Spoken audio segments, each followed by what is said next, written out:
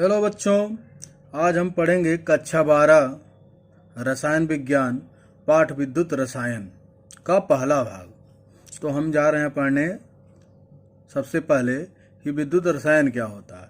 तो रसायन विज्ञान की वह शाखा जिसमें रासायनिक ऊर्जा तथा वैद्युत ऊर्जा का एक दूसरे में परिवर्तन का अध्ययन किया जाता है, विद्युत रसायन कहते हैं। एक बार पुनः देखें, रसायन विज्ञान की वह शाखा जिसमें रासायनिक ऊर्जा तथा वैद्युत ऊर्जा का एक दूसरे में परिवर्तन का अध्ययन किया जाता है, वैद्युत रसायन कहते हैं। अब हम पढ़ेंगे सेल के प्रकार। सेल को हम लोग निम्न दो प्रकार में बांट सकते हैं। पहला, वैद्युत रासायनिक सेल या गैल्वेनी सेल या वोल्टीय सेल। वह सेल जो रासायनिक ऊर्जा को विद्युत ऊर्जा में परिवर्तन करते हैं, उन्हें वैद्युत रासायनिक सेल या गैल्वेनी सेल या वोल्टीय सेल के नाम से जानते हैं। इसका उदाहरण जो है वह डैनियल सेल होता है। दूसरा सेल जो है हमारा विद्युत अपघटनी सेल होता है। इसकी क्रिया वैद्युत रासायनिक सेल के ठीक विपरीत होती है, अर्थात इसमें वैद्युत ऊर्जा रासायनिक ऊर्जा में परिवर्तित होती है। अर्थात वह सेल जिसमें वैद्युत ऊर्जा का परिवर्तन रासायनिक ऊर्जा में होता है, वैद्युत अपघटनी सेल कहते हैं। अब सबसे पहले हम डैनियल सेल के बारे में पढ़ने जा रहे हैं। जैसा कि हम जानते हैं कि प्रत्येक सेल में जो है दो इलेक्ट्रोड होते हैं, एक को एनोड बोलते हैं, दूसरे को कैथोड बोलते हैं। अब इसको जो है हमने शॉर्टकट में समझने के लिए एक ट्रिक्स का इस्तेमाल किया है। देखिए बाईं तरफ जो हमने इसको लिखा है लोन। लोन में जो यल का मतलब होता है लेफ्ट का मतलब होता है बायां, ओ का मतलब होता है ऑक्सीडेशन, जिसको हिंदी में ऑक्सीकरण कहते हैं। और ऑक्सीकरण का क्या मतलब होता है? ई का दान करना, अर्थात इलेक्ट्रॉन का दान करना या इलेक्ट्रॉन का त्याग करना। ए का मतलब होता है एनोड और एन का मतलब होता है निगेटिव, अर्थात ऋणात्मक। यहाँ पे एनोड जो है वे ऋणात्मक होता है।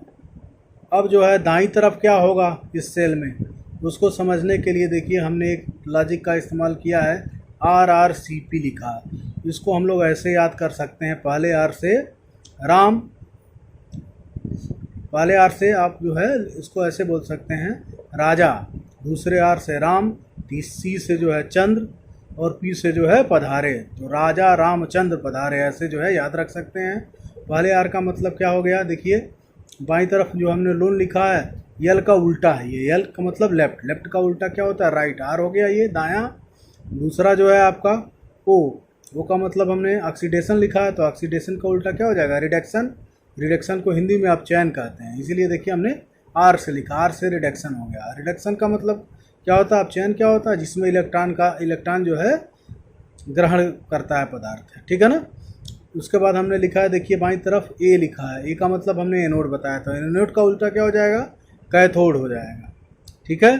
फिर देखिए नीचे हमने लिखा है एन मीन्स निगेटिव मतलब ऋणात्मक का उल्टा क्या हो जाएगा पॉजिटिव पी फॉर पॉजिटिव, तो पॉजिटिव को हिंदी में बोलेंगे धनात्मक। इससे जो है आधा काम जो है डैनियल सेल का जो है संरचना जो है आधा संरचना हम लोग इसको देख करके ही समझ सकते हैं कि इसमें क्या क्या हो रहा है, किस तरह से जो है ऑक्सीकरण अपचयन होता है, किधर एनोड होता है, किधर जो हम लोग कैथोड को रखते हैं।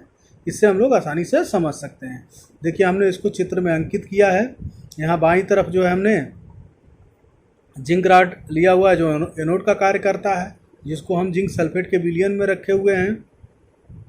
और दाईं तरफ हमने कॉपर सल्फेट के विलयन में और कॉपर इलेक्ट्रोड लिया है जो कैथोड का कार्य करता है। एनोड और कैथोड को हम एक वायर से जोड़ दिए हैं। क्योंकि अभी भी जो है परिपथ हमारा पूर्ण नहीं हुआ है, तो इसको पूर्ण करने के लिए एक लवण सेतु की सहायता ली जाती है, जिसका संबंध दोनों बर्तनों से होता है। और इस लवण सेतु में जो है NaCl का विलयन भरा हुआ होता है। इसका यह जो है 2 तरीके से इसमें कार्य करता है। पहला तो ये जो है परिपथ को पूर्ण करने के काम में आता है, और दूसरा जो है जब हम लोग इस सेल का इस्तेमाल करते रहते हैं तो Zn++ और Cu माइनस माइनस की जो है सांद्रता जो है बढ़ने लगती है, उसको नियंत्रित करता है। जैसे जैसे हम लोग सेल को यूज करते हैं, जिंक सल्फेट के विलयन में Zn++ की सांद्रता बढ़ने लगती है और कॉपर सल्फेट के विलयन में सल्फेट आयन की सांद्रता बढ़ने लगती है। इसको नियंत्रित कौन करता है? सोडियम क्लोराइड करता है, जो लवण सेतु में रखा हुआ है। ठीक है बच्चों। और देखिए जिंक राड पे कौन सी अभिक्रिया होती है? अर्ध जो है ऑक्सीकरण अभिक्रिया होती है। इसमें जिंक जो है सॉलिड से जिंक राड जो है गल करके विलयन में मिलता है और जो है 2 इलेक्ट्रॉन का त्याग करके Zn++ बनाता है, इसका ऑक्सीकरण होता है। वहीं दूसरी तरफ जो है कॉपर सल्फेट के विलयन से Cu++ कॉपर आयन जो है कॉपर इलेक्ट्रोड की तरफ जो है गमन करते हैं और जिंक इलेक्ट्रोड के द्वारा जो है मुक्त किए गए इलेक्ट्रॉन को ग्रहण करके जो है Cu++ जो है Cus में जो है यानी ठोस में बदल जाता है और कैथोड पर जो है एकत्रित होने लगता है। जैसा कि हम चित्र में देख पा रहे हैं, बाईं तरफ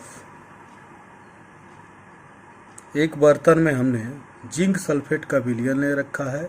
इसमें जिंक राड को जो है हमने रखा हुआ है, तथा दाईं तरफ जो है हमने एक बर्तन में कॉपर सल्फेट का विलयन रख करके कॉपर का जो है इलेक्ट्रोड लिया है। इन दोनों इलेक्ट्रोड को तार से ज्वाइंट करा दिया हमने। यहाँ देख पा रहे हैं हम लोग विलयन में कि जिंक इलेक्ट्रोड से जो है जिंक विलयन में घुलता जा रहा है और Zn++ बना रहा है, तथा 2 इलेक्ट्रॉन इससे मुक्त होकर के जिंक इलेक्ट्रोड से होता हुआ कॉपर इलेक्ट्रोड तक पहुंचता है और कॉपर सल्फेट के विलयन से Cu++ आयन व SO4 माइनस आयन जो है बनता है, जिसमें से Cu++ कॉपर इलेक्ट्रोड की तरफ जो है आते हैं तथा जिंक से प्राप्त मुक्त इलेक्ट्रॉन को ग्रहण करके ये उदासीन हो जाते हैं।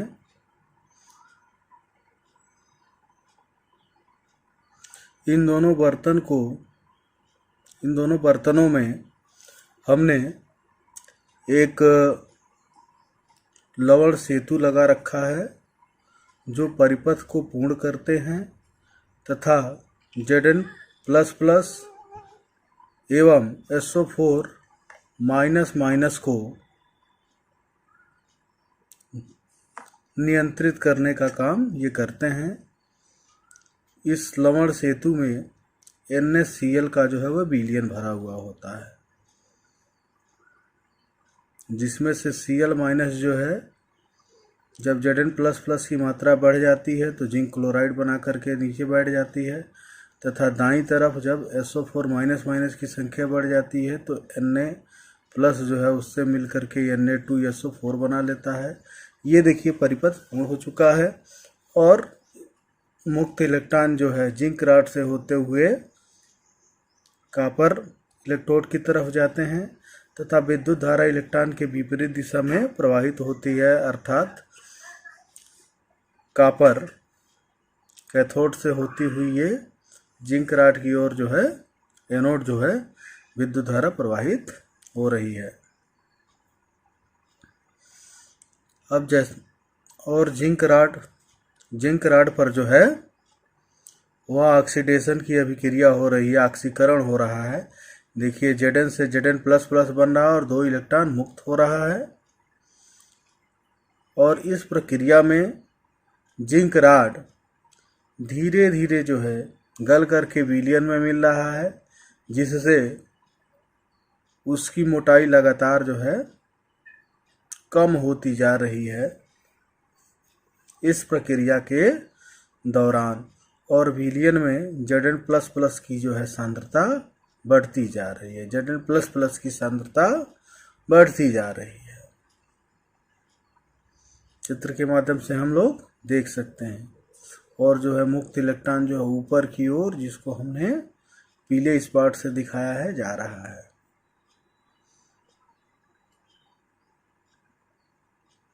अब ये देखिए वायर से होते हुए जो है कॉपर इलेक्ट्रोड तक पहुंच जाता है। कॉपर इलेक्ट्रोड पर जो है विलियन से प्राप्त Cu++ कॉपर आयन जो है इस इलेक्ट्रॉन को ग्रहण करके जो है Cu बना ले रहा है। और ये Cu जो है, ये कॉपर जो है कॉपर इलेक्ट्रोड के ऊपर आ करके जो है एकत्रित होने लगता है, जिससे कॉपर इलेक्ट्रोड की मोटाई बढ़ जाती है और इस पर ऑक्सीकरण की अभिक्रिया हो रही, अपचयन की अभिक्रिया हो रही है। क्योंकि जो है कॉपर जो है प्लस से जो है कॉपर का जो Cu++ से जो है Cu बन रहा है, अर्थात आवेश जो है वह कम हो रहा है, अर्थात अपचयन हो रहा है। यहाँ पर देखिए धीरे धीरे जो है Cu++ जो है Cu में बदल करके और इलेक्ट्रोड के ऊपर जो है एकत्रित हो रहे हैं। यहाँ इलेक्ट्रोड की जो मोटाई है वह धीरे धीरे जो है यहाँ पर बढ़ती जा रही है और विलियन में जो है सल्फेट आयन की सांद्रता बढ़ती जा रही है।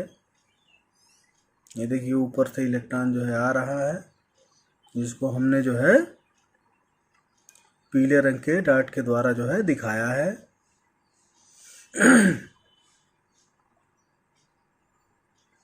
ये लगातार होता जा रहा है, लगातार जो है इसकी मोटाई जो है वह बढ़ती जा रही है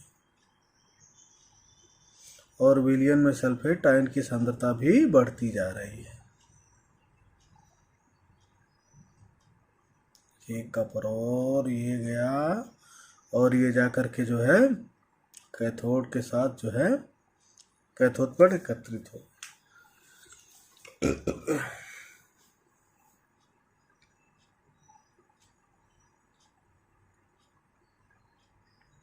बच्चे इसको बहुत ध्यान से देखें। अब देखिए लवण सेतु से जो है बाएं तरफ के विलियन में जो है Cl- आ रहा है, जो Zn++ के साथ अभिक्रिया करके जिंक क्लोराइड बना लेता है और जिंक क्लोराइड जो है वह सॉलिड होता है और ये इसके बर्तन में जाकर के नीचे बैठ जाता है। इस तरीके से Zn++ की मात्रा जो है वह नियंत्रित होती रहती है और विद्युत धारा लगातार इसमें प्रवाहित होती रहती है। ये देखिए फिर जो है लवण सेतु से जो है हमारा क्लोराइड आयन आया, जिंक के साथ मिलकर के जिंक क्लोराइड बना लिया और बर्तन में ये जाकर के नीचे बैठ जाते हैं। इस तरीके से Zn++ की जो सांद्रता है वह घटती रहती है।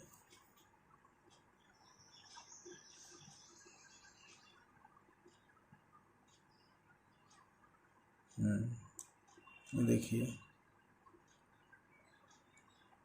अब जो है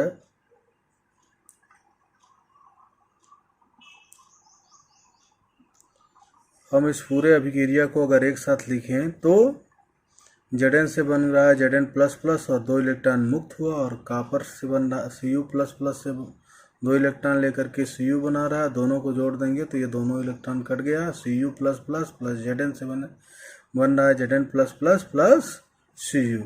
ये जो है इस सेल की जो है अभिक्रिया हो गई, ये दोनों इलेक्ट्रोड पर हो रहा है। एक साथ हमने इसको लिख दिया।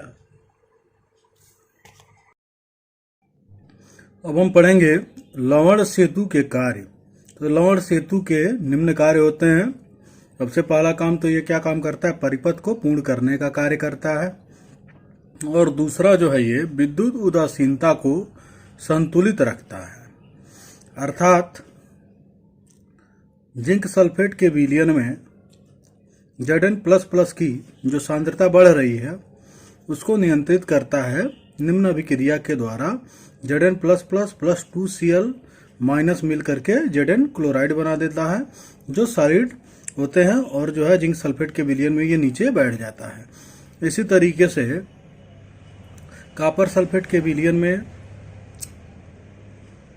सल्फेट आयन को Na प्लस जो है वह नियंत्रित करता है। 2Na प्लस जो है SO4 माइनस माइनस से मिल करके सोडियम सल्फेट बना लेता है जो सॉलिड होते हैं, और ये विलयन में नीचे कॉपर सल्फेट के विलयन में नीचे बैठ जाते हैं। सेल का निरूपण जो है निम्न प्रकार से कर सकते हैं। देखिए, बाईं तरफ हमने एनोड लिखा है और दाईं तरफ हमने कैथोड लिखा है। एनोड पे होने वाली अभिक्रिया को ऐसे जो है प्रदर्शित करते हैं, Zn जो सॉलिड अवस्था में है, आब्लिक Zn प्लस प्लस जो एक्वस यानी विलयन में है, और ये अधिक क्रियाशील होता है। इसका मतलब ये है कि ये जो है Zn जो है सॉलिड अवस्था से जो है विलयन में मिलकर के Zn प्लस प्लस बना रहा है। ठीक है, वहीं बीच में हमने जो है लवण सेतु को दिखा रखा है।